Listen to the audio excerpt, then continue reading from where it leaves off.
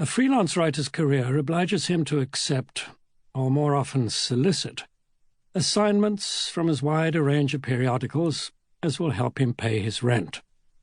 This calls for a commensurate charivari of styles, column inches, and heights or depths of brow. One winter might find him reviewing an anthology of humorous prose for the New Yorker, subjecting his nether parts to the scrutiny of a Savile Row tailor at the whim of Forbes FYI, publishing an op-ed in the Washington Post in defense of a fellow scribe's libel case before the Supreme Court, and addressing a literary symposium at the Library of Congress. If the proceeds of all these, in the last case a free lunch only, are measured against the current cost of living index, you can be sure that the same writer had to hack other work, advertising copy, appliance manuals, travel brochures, that he's now loath to remember, let alone reprint.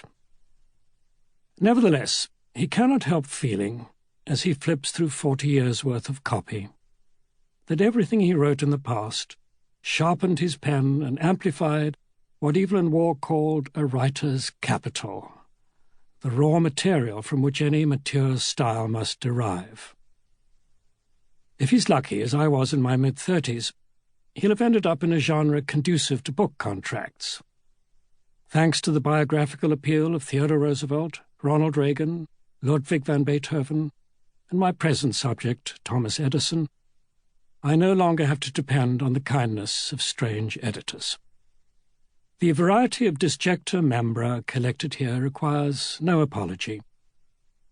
None were written just for money, and all were as good as I could make them.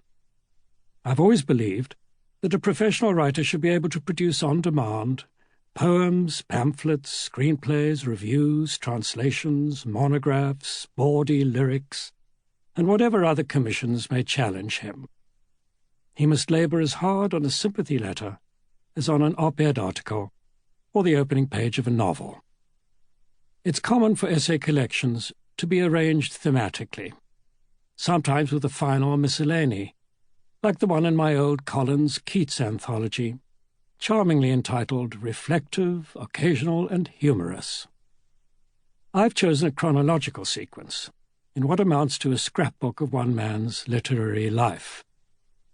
If sequitur-minded listeners are disconcerted to hear an interview with Nadine Gordimer, followed by a profile of an obscure American painter, or an essay on punctuation sandwiched between a tribute to Ronald Reagan and a literary portrait of my wife, I hope that others may find the clash of subject matter agreeable, and possibly stimulating, should the roving eye encourage excursions back and forth. The initial essay from 1972 is the first piece I hope to see in print, a desire ungratified till 2012.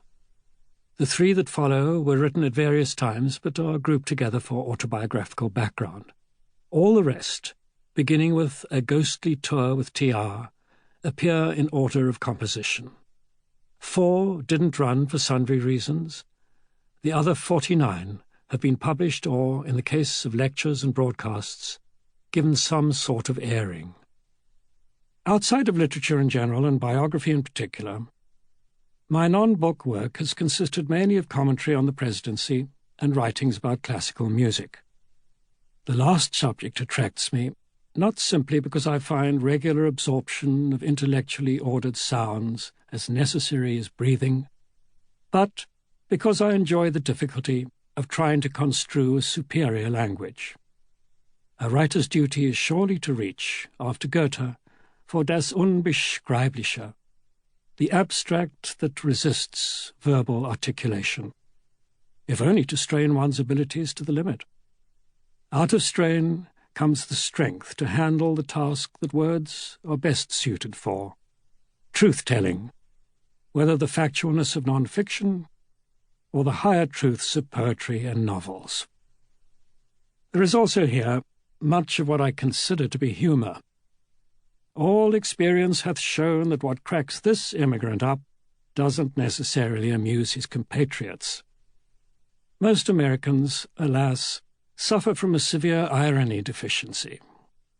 Hence their neglect of Ambrose Bierce, this nation's supreme nihilist, and their hunger for political pieties.